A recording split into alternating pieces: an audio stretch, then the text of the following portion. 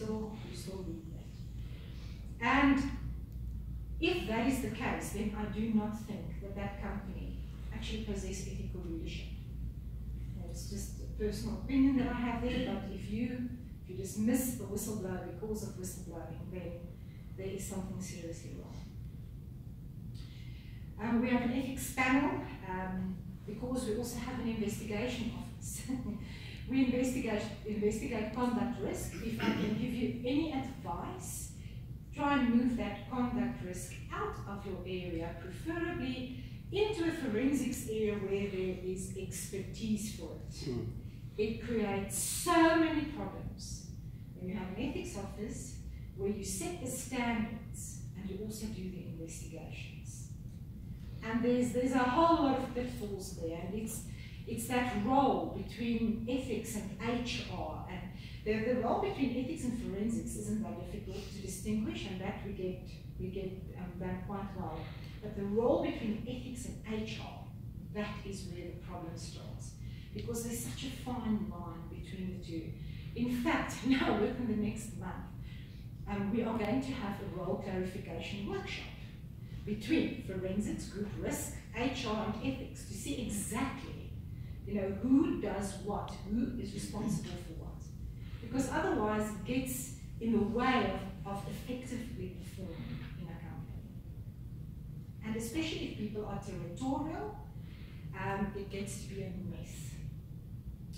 And we also have a manager's toolkit that we make available to our managers with practical advice on how to manage unethical behavior. So we just put the link in there for them. Reporting, and then there's a little bit about investigations. What we have also done is we have reviewed our supplier code of conduct quite extensively to update it with outside interest requirements and more stringent gift receiving and giving requirements. We are currently in a process. We are anticipating being asked by the Zondo Commission. We anticipate that all banks will be asked for reports on all the implicated parties and companies in the commission, in the investigation. For the past 7 years, we have to go back and provide information about who has received gifts from any of those parties and who is giving gifts to any of those parties in the bank, which is a massive exercise considering in a company like ours, on an annual basis, our staff receive around about 15,000 gifts, ranging from 10 Rand to 180,000 Rand. I think that was the most expensive gift we've ever had. Those are more your gifts where, for instance, a business partner like Amex, Nedbank manages the Amex platform in South Africa, and they would invite our CEO to go to Wimbledon with them. We have made a few changes there as well. In future, if Nedbank wants their people to go to places like this, they will pay for it themselves, according to the new code. If you think that it is relevant for relationship building and networking, then the cost must be on you, not on a supplier or a service provider.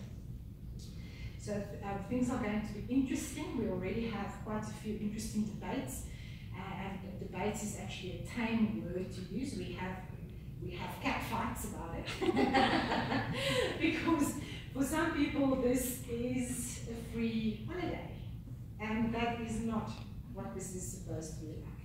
So in next week we have quite a big supplier training session where we will lay down the law for them, and the only gifts that will be acceptable in the future from our suppliers are things like networking and relationship management gifts. So it will be things like lunches, maybe going to a rugby game with them, something like that.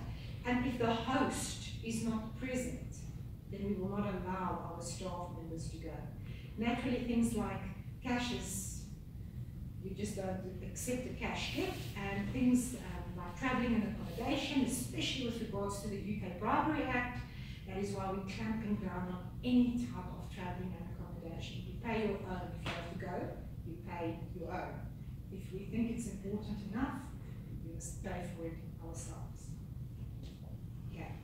So that is the code, and then just want to quickly focus on this slide.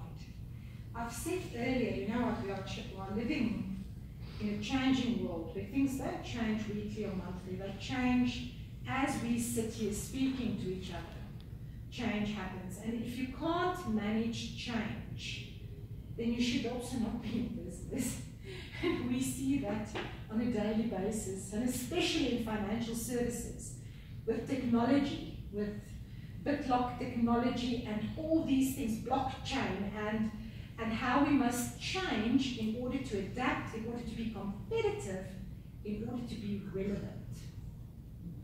And it's so important that all of us must focus on what is the purpose of our business. And it's around that purpose that we must build our strategy and business case. Now, the things that we need to take into consideration, and if you haven't thought of at least 90% of these, I must tell you, I'm a little bit worried. Okay, because the people like Fiona, she asks me at least once a week. So, Vicky, have you thought about this? And Vicky, have you thought about this? And how are you going to apply this? So, by the way, how are you bringing in design thinking into this space? And is this project going to be an agile project? And you need to start getting to know these type of things, and you need to start to live it. Because in the past, we had months and years to prepare and plan in order to execute. That time is over and done with. These days, you have days to plan before you can execute. That also means that all of us as practitioners, we can't only specialize in one thing. You need to upskill yourself on a daily basis. You need to know what's going on. Okay, you need to be, all of us need to be expert project managers according to agile principles. Because that is the way the world is going. Because if you can't respond quick enough, then you cannot be competitive. And if you can't be competitive, you don't make a profit. And your business closes down. New ways of work. I focused a little bit on this earlier, and I told you that our workforces are going to look so much different, and especially in financial services industry.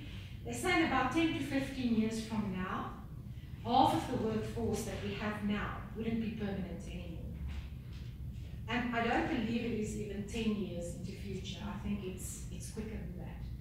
We will have people who will have their own business. They will be incorporated, and they will work on shorter type of assignments, projects, things like that, and you'll have to start catering for that type of workforce. A high turnaround time of employees, and how you are going to manage them. And we already have problems with that. Because we have, for instance, I can give you an example, we have an electronic tool where we acknowledge policies and where we do declarations of outside interest, and where we also do, we declare gifts. Now, the only people who have access to these systems are employees of the bank. Now, employees are any person at this stage in time who gets paid through payroll. But according to new ways of work, we get contractors in to manage these teams that we pull out of different areas of the business to complete a project in, for instance, a 3 or 4 month period. And we get those contractors as very good specialists from outside the bank to come and manage that team. But while he's there, he doesn't have access to this system, so he can't approve any outside interest or any gifts. So it's those type of practicalities that we are already starting facing. Capitalizing on digital. Now, digital is the way I'm going forward. We have a whole digital awareness creation project for our code of ethics, for instance. There's a company called CLA, and I'm not their marketing agency, but these guys have got something that's really, really cool. And if you want to advertise or market or launch your code or any new rule or whatever in your company digitally, please go and have a look at their tool. I haven't found something similar yet, and they have the coolest digital things, and that links to cell phones as well for employees. And we are going to implement a launch campaign, and maybe sometime in the future I will give you feedback on how that looked and if it actually worked. You know, paper doesn't work anymore. The system that we had, where you go in and you read a policy and you acknowledge it, it doesn't work because you're not certain that people are actually reading it and understanding it. So you have to make use of different and innovative ways to get people to understand it. Short, high impact messages in various different formats. One of the future trends is the management of harassment. If you go and Google future trends in ethics management, then you will see how many times this one comes up. Harassment, and especially sexual harassment, is becoming more prominent in the world. So this is something that you have to focus on. And if you haven't yet, then you are lagging. Then hyper-transparency, individual and collective empowerment through social media, and trust. Now these are very, very important things. All of them is about how transparent your company is and how nothing that we do is confidential anymore because of social media. It's a new world out there, and that's why we say individual and collective empowerment. Through social media, a company like ours even can be broken.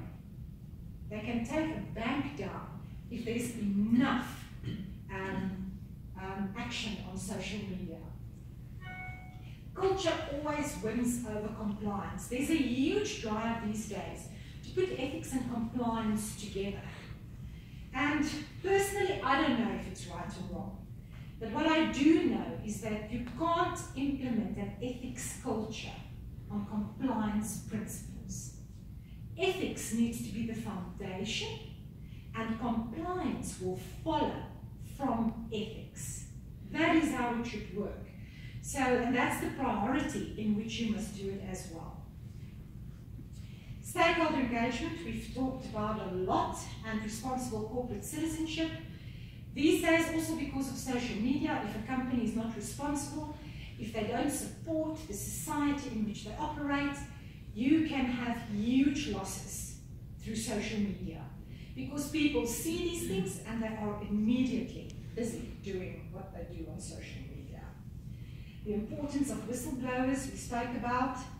Managing discourse while maintaining culture and diversity appreciation. With the change that we are dealing with, as well as, and especially in South Africa, with our diversity considerations, managing discourse is becoming a speciality. And unfortunately, there's not really a course for it to go and become skilled in something like this. This is about change management.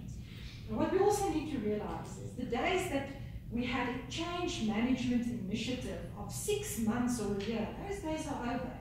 We can't afford to implement change management initiatives that long anymore. Because by the time we have implemented the change management to address the requirements of a certain project, the ballgame has changed completely and we are lagging behind.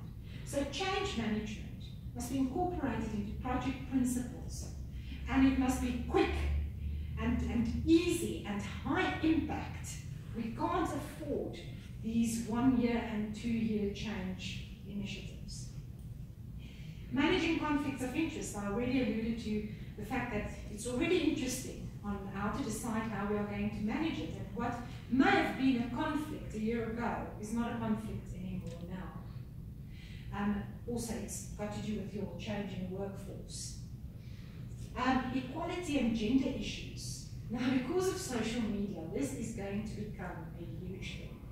And just the weekend on News 24, it was Friday, I think, I read an article that said that Price PwC have done this nice research, and they say that in South Africa as well, in our larger corporate companies, executives earn more than 65 times what the average employee is earning in that company. Now, that is some scary stuff. Now, can you imagine the individual and collective empowerment on social media, that being taken off, and how companies like us can suffer real damage because of that? Interesting and challenging times. It's that Chinese curse that says, may you live in interesting times. Okay. The rise of the millennials. We are our line managers how to manage millennials, because they are the entrepreneurs and the innovators. And it's those people that we want to keep. And how do you keep those people? How do you create a work environment where they want to come and work? And already we have seen in our work environment that millennials tell us, no, you are too conservative, you are too old-fashioned, we don't want to work for you. And those are becoming real problems, because those are the people with the ideas. Globalization versus nationalism. Interesting trend, you know, and we started seeing it with Brexit, as well as with the US election, and how it seems like bigger nations in the world are moving back to nationalism, away from globalization. And that in itself is a dilemma. You know, you don't actually know what's happening. So that is a changing environment on a consistent basis that you have to take note of while you plan, while you do things, while you decide what you want to do with your business. Supply chain oversight. This is becoming more important, especially because of the human rights aspects.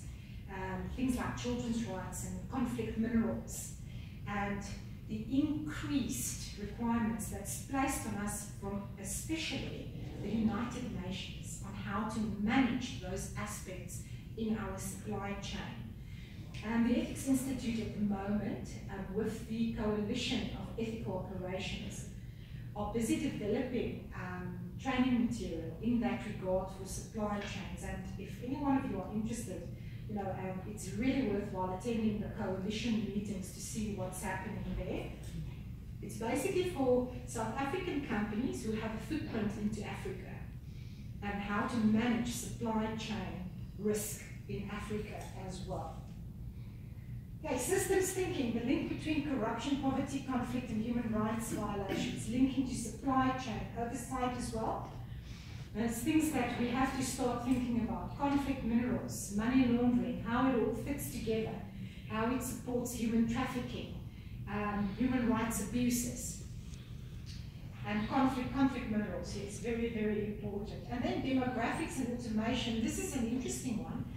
And it's about how the more developed world, how their ages, how they age more rapidly than, for instance, Africa, and how they are sitting with a workforce that is much older than ours, and how they are actually going to start needing people.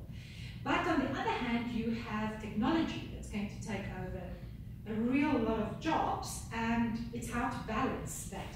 And then in Africa, where we sit with a workforce of 60% millennials, young people where we don't know where we can create jobs for them. And this links back into a company's corporate social responsibility. How are you going to address that need? And in your strategy, how are you going to address unemployment? Because it's not the government's problem only anymore, it's corporate's problem, how to address unemployment. We can't say it rests on government anymore. That time is over. And I serve on the board of the United Nations Global Compact for the local network South Africa. And that is one of the things that we are currently looking at, how we can assist companies with things like unemployment. Yes, so and those are some future trends that you can keep in mind and that we can maybe have a conversation around later on. And it's really just time that all of us start thinking this, because this is the future. And like I said, I get scared because I don't know enough about all these things, and you know, we don't always know how are we going to address these things. How do we incorporate it into our strategies?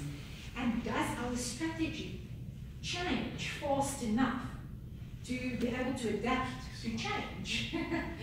You know, if things are getting, you know, I'm really glad that I'm not my children, who's going to live in this world in 20 years' time in companies or not. But you know what, they will probably have the skills already to do that type of things, you know, because for them, like we said earlier, the current careers that we have at the moment, those careers won't exist. For them, new careers will exist.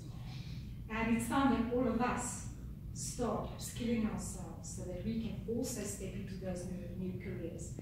Because already in South Africa, they say that the first person who's going to reach the age of 120 has already been born. Because of the medical advances and everything, our lifespans are getting longer. And all of us will have to reskill ourselves so that we can adapt to future circumstances, because we are not going to be able to retire at 60. I don't know about you, how many of you really think that you have enough money to retire at 60? I don't. And we are going to have to keep on working. So the advice that I want to give you is start learning again. The sooner the better. Get new skills. Make and keep yourself relevant in this world of change. Because if you are not going to stay relevant,